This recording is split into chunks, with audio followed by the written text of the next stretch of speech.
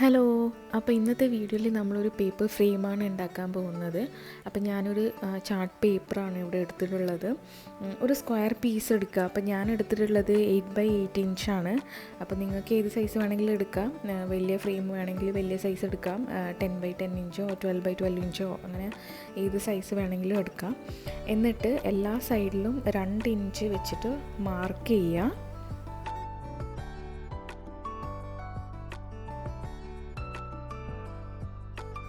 ഇനി ഇത് മാർക്ക് ചെയ്ത ശേഷം നമ്മൾ എന്താ ചെയ്യാൻ പോകുന്നതെന്ന് വെച്ചാൽ നമ്മൾ ഈ മാർക്ക് ചെയ്ത പോയിൻറ്റ്സ് എല്ലാം ജോയിൻ ചെയ്യുക. എല്ലാ സൈഡിലും ഈ പോയിൻറ്റ്സ് ജോയിൻ ചെയ്ത് കൊടുക്കുക.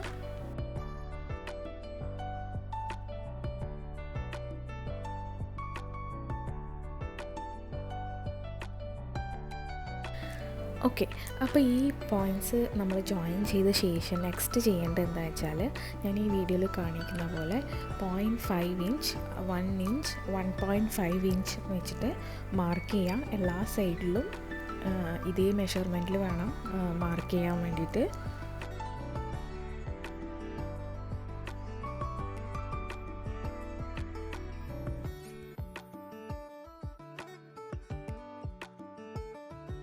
ഇനി നമ്മൾ നെക്സ്റ്റ് ചെയ്യാൻ പോകുന്നത് എന്താ വെച്ചാൽ ഞാൻ ഈ കാണിക്കുന്ന ഈ ഒരു ഭാഗത്ത് നമ്മൾ 0.5 ഇഞ്ച് 2 സൈഡിലും മാർക്ക് ചെയ്ത് കൊടുക്കുക.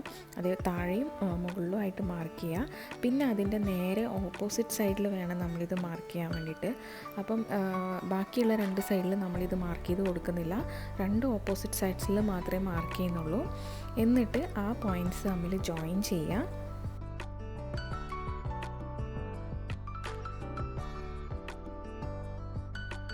ഇനി നമ്മൾ ബാക്കിയുള്ള നമ്മൾ മാർക്ക് ചെയ്തിട്ടുള്ള പോയിൻറ്റ്സ് എല്ലാം ജോയിൻ ചെയ്ത് കൊടുക്കുക ഈ വീഡിയോയിൽ കാണുന്ന പോലെ.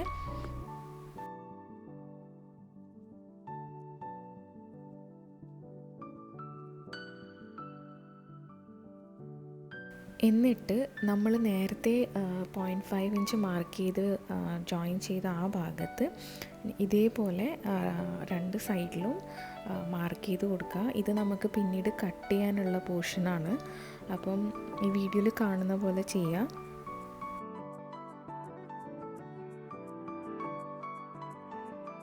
ഇപ്പം നമ്മൾ മാർക്ക് ചെയ്ത പോയിൻറ്റ്സ് എല്ലാം ജോയിൻ ചെയ്ത് കഴിഞ്ഞിട്ടുണ്ട്. ഇനി നെക്സ്റ്റ് ചെയ്യേണ്ടതെന്ന് വെച്ചാൽ ഈ ലൈൻസ് എല്ലാം സ്കോർ ചെയ്ത് കൊടുക്കുക. അപ്പോൾ സ്കോറിംഗ് ടൂൾ ഉണ്ടെങ്കിൽ അത് എളുപ്പമായിരിക്കും യൂസ് ചെയ്യാനായിട്ട്. അപ്പം ഇല്ലെങ്കിൽ ഞാൻ ഈ വീഡിയോയിൽ ചെയ്യുന്ന പോലെ സിസേഴ്സും മറ്റും യൂസ് ചെയ്തിട്ട് ആ പോയിൻറ്റ്സിൽ ആ ലൈൻസിലെല്ലാം സ്കോർ ചെയ്ത് കൊടുക്കുക. അപ്പോൾ നമുക്ക് പെട്ടെന്ന് ഇത് ഫോൾഡ് ചെയ്യാൻ പറ്റും.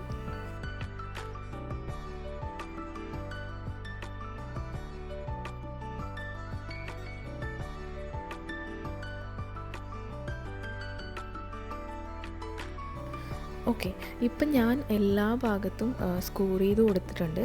ഇനി നമുക്ക് ചെയ്യേണ്ടതെന്ന് വെച്ചാൽ ഈ കാണുന്ന ഈ ഭാഗം ഈ കോർണർ പോർഷൻ നമ്മൾ കട്ട് ചെയ്ത് കളയണം.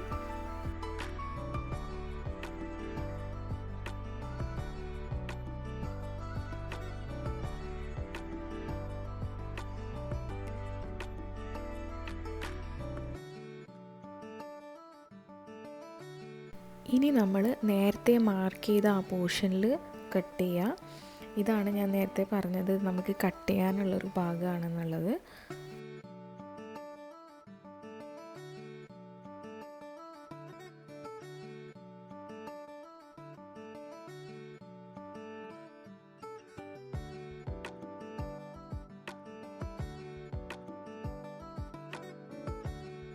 ഇനി നമ്മൾ ചെയ്യേണ്ടത് എന്താ വെച്ചാൽ നമ്മൾ ഈ സ്കോർ ചെയ്ത ഈ ലൈൻസിലെല്ലാം ഇതേപോലെ ഫോൾഡ് ചെയ്ത് കൊടുക്കുക. കാരണം ഇത് നമുക്ക് ഫോൾഡ് ചെയ്തിട്ട് അകത്തേക്ക് ഒട്ടിക്കാനുള്ളതാണ്. അപ്പം എല്ലാ ലൈൻസും നമ്മൾ ഫോൾഡ് ചെയ്ത് കൊടുക്കുക.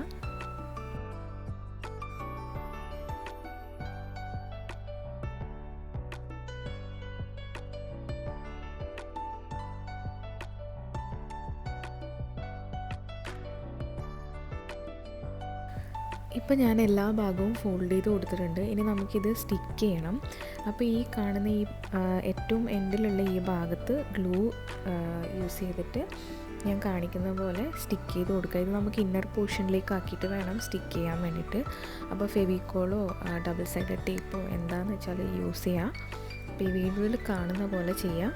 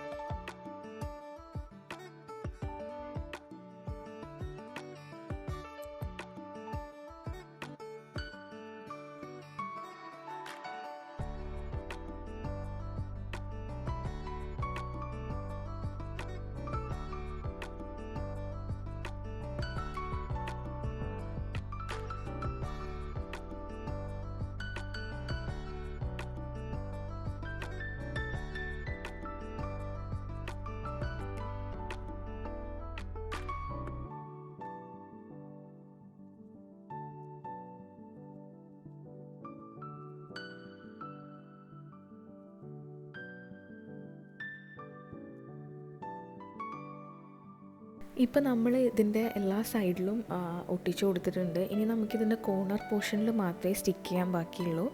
അപ്പം ഇതേപോലെ തന്നെ ഗ്ലൂ എടുത്തിട്ട് ആ കോർണർ പോർഷൻ മാത്രമായിട്ട് സ്റ്റിക്ക് ചെയ്ത് കൊടുക്കുക.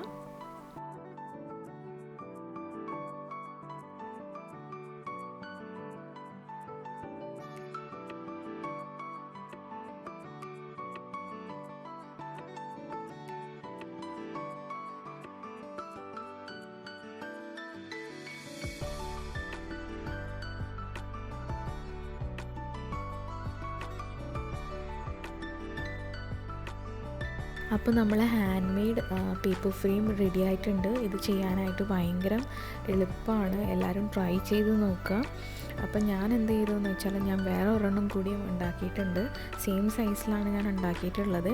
ഇനിയിപ്പോൾ ഇതിൻ്റെ അകത്ത് നിങ്ങൾക്ക് വേണമെങ്കിൽ ഫോട്ടോസോ കാലിഗ്രഫിയോ അങ്ങനെ എന്ത് വേണമെങ്കിലും ചെയ്യാം.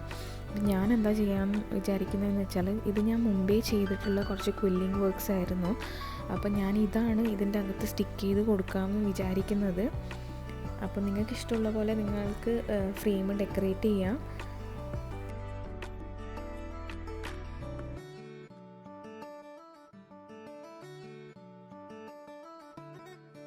അപ്പോൾ ഇന്നത്തെ വീഡിയോ ഇത്രയേ ഉള്ളൂ. എല്ലാവർക്കും ഈ വീഡിയോ ഇഷ്ടമായി എന്ന് വിചാരിക്കുന്നു. എല്ലാവരും ട്രൈ ചെയ്ത് നോക്കുക.